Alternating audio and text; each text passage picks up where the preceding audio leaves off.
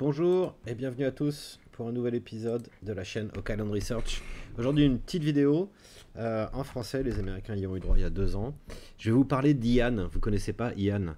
Peu de gens connaissent Ian, mais Ian il connaît la solution. En fait Ian c'est un petit bonhomme qu'on va retrouver caché sur la carte de Zina Alpern. Vous voulez voir? Il a même fait une BD, mais ça sera une autre vidéo. La fameuse carte, donc si vous suivez nos épisodes vous savez où on en est. Encore bonjour à tous les membres de la page Facebook Oak Island francophone. Si vous ne connaissez pas, je vous invite à y aller. C'est plein de gens sympathiques qui me prennent beaucoup de temps via Messenger à me poser plein de questions. Mais c'est toujours super intéressant. Merci. Vous vous reconnaîtrez. Bien. Alors, cette carte, vous commencez à la connaître. Vous l'avez étudiée pendant de longues minutes, voire heures, voire jours. Et vous pensez que vous savez tout et que vous avez tout vu sur cette carte. Ben, je vais vous montrer un truc que j'ai découvert au bout, je sais pas, ça faisait 9 mois que je travaillais dessus et ping, c'est venu comme ça. Et puis Michael m'a dit, t'as tort, c'est ça. Je vais vous montrer ce qu'il voulait me dire. Ça se passe ici. Ça se passe dans cette zone-là. Et dans cette zone-là, comme vous le voyez, on a des indications, le trou sous la trappe, des phrases, et on a des connecteurs et des terminaisons qui sont différentes. Parfois, c'est des zigouigouis, parfois, c'est des triangles, parfois, c'est des points, parfois, c'est des flèches.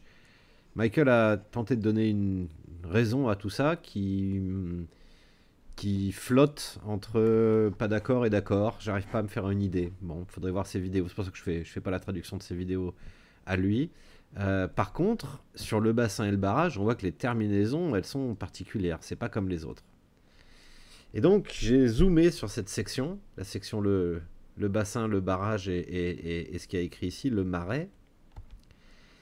Et j'ai regardé la carte à l'envers, ce beau jour. Et ce beau jour, je vois un plongeur sous-marin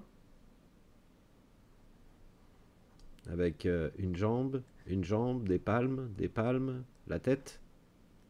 Et puis un bras qui est en train de nager le crawl et l'autre bras derrière en train de nager le crawl.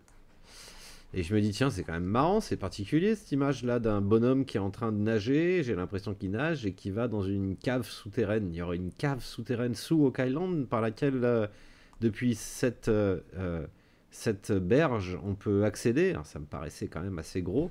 Et voilà le zoom. Et en fait, une semaine après, Michael me dit non, t'as pas compris. Retourne le dessin. Donc on va reprendre le dessin dans sa position normale, lisible. Et ce qu'il me dit, c'est tourne-le à 88 degrés à droite. Et ce que tu vois en fait, c'est pas un nageur. C'est quelqu'un qui sort la tête d'un trou. Voilà le trou. Le quelqu'un, il est là. Là, c'est sa tête. Avec son cou. Il a un bras droit qui monte en l'air. Son bras gauche est derrière. Et puis, il a son corps et une jambe avec un grand pied et une jambe avec un grand pied. Voilà Ian. Il est là, Ian. Et il me dit, Michael, il me dit, regarde, il a la tête qui sort du trou. Il est en souterrain et il a la tête qui sort du trou, qui rentre dans un trou. Et puis, sa main droite, on dirait qu'elle manipule quelque chose qui a cette forme. D'accord ? Eh bien, quelque chose qui a cette forme, cette espèce de S couché, quand on regarde la codification schématique des valves et des robinets et tout ce qui concerne l'hydraulique, eh bien, de nos jours, de façon moderne, un robinet papillon sur un diagramme, vous le trouverez comme ça. Ou vous le trouverez comme ça. On n'est pas loin. Hein, c'est bien cette idée qu'on a une valve qui peut fermer un tuyau. Eh bien, c'est un petit peu ce qui est ici avec ce S de marais. Mais marais, alors je vous montre la valve, hein, ça c'est une valve moderne, ça c'est le schématique, et ça, je vois un bonhomme qui est avec sa main en train de manipuler une valve, ou alors ce qu'on appelle une clé de valve, c'est-à-dire la roue elle-même, pas la valve, le mécanisme et la roue. Alors, il y a un truc que Michael pouvait pas deviner, parce que là on va arriver dans la langue des oiseaux française. Michael parle pas français. Ici, il y a écrit le marais. Mais est-ce que c'est bien écrit le marais? Regardons bien ce premier M, verticalement. Verticalement, ils l'ont dessiné. C'est une branche droite, ça descend, on a un arrondi et une branche droite. Tiens, je viens de dessiner un 3. Alors en fait, c'est pas le marais, c'est le 3 arrêts.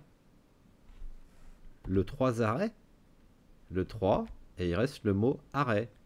Et le S, je le mets de côté, puisque le S, c'est la valve. Qu'est-ce qu'on est en train de nous dire? On est en train de nous dire, en écrivant le marais ainsi, qu'on a 3 arrêts. 3 arrêts, 3 actions, 3 stops, 3 choses à manipuler. 3 fois, il faut utiliser des commandes de vanne. Ou 3 arrêts il faut faire, et il faut actionner un mécanisme, vanne ou autre. Il faut s'arrêter 3 fois pour opérer le mécanisme hydraulique. 3 arrêts. Marais. Alors ça tombe bien.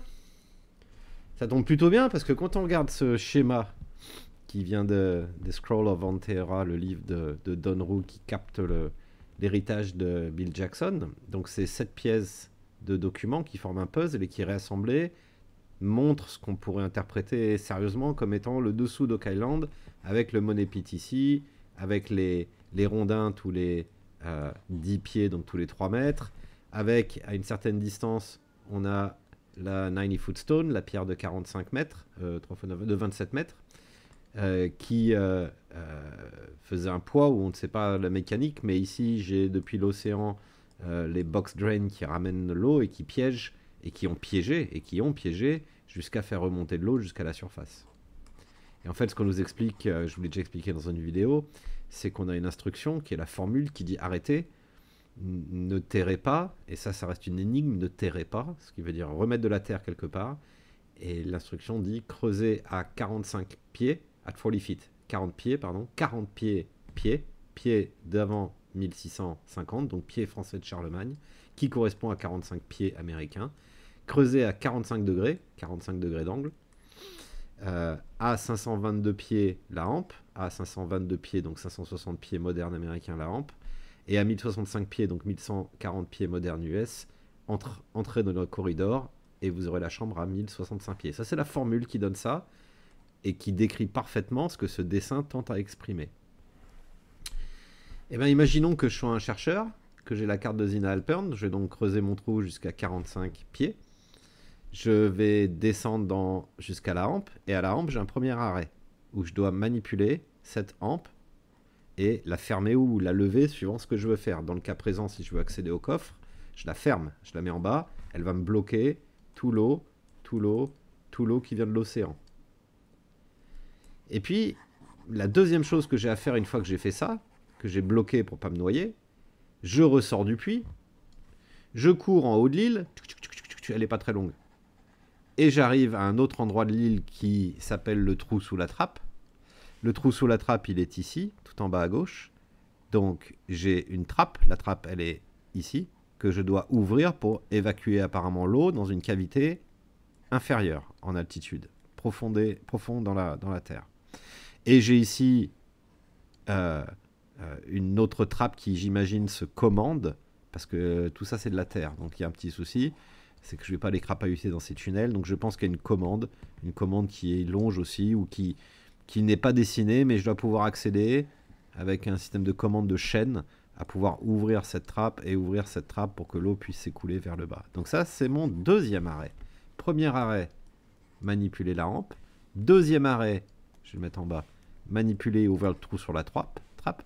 Et puis, tant que je suis dans la partie ouest de l'île, je vais aller chercher l'endroit qui s'appelle la valve, ou la soupape. Alors la valve en anglais, la soupape en français. Et la soupape, c'est quoi? C'est une tige taraudée. Il y a un tarot, on le voit ici. Donc c'est comme fileté, pardon. C'est fileté comme une vis. Et cette vis fait descendre ou remonter cette espèce de bouchon qui va aller fermer. Là, elle est en position ouverte. Donc l'eau peut s'écouler dans l'océan, je pense. C'est pour ça qu'on veut qu'on ouvre la trappe pour le capter et le faire descendre. Mais le troisième chose à faire, elle est ici. Pour aller vider, maintenant que j'ai fermé l'entrée d'eau et que l'eau est bloquée ici, j'ai encore toute l'eau qui est dans le réservoir et qui tient la salle forte flottante en altitude. Je vais la faire redescendre pour que son trou d'entrée coïncide avec le tunnel. Je n'ai plus qu'à ouvrir ceci, et l'eau va s'évacuer et vider réservoir, ce qui va faire redescendre la chambre à sa position basse, qui correspond à l'entrée, et comme ça, Ian peut rentrer. Donc j'ai bien 3 arrêts, j'ai bien 3 choses à effectuer sur l'île pour vider l'eau du réservoir et accéder à la chambre forte. C'est correct. Voilà, c'était court aujourd'hui, beaucoup plus court que d'habitude, mais je voulais vous montrer ça. Cette carte est pleine de petites découvertes et de petites surprises derrière. Encore une fois, souscrivez si vous le souhaitez, et j'aurai le plaisir de vous retrouver pour une prochaine vidéo bientôt. Au revoir.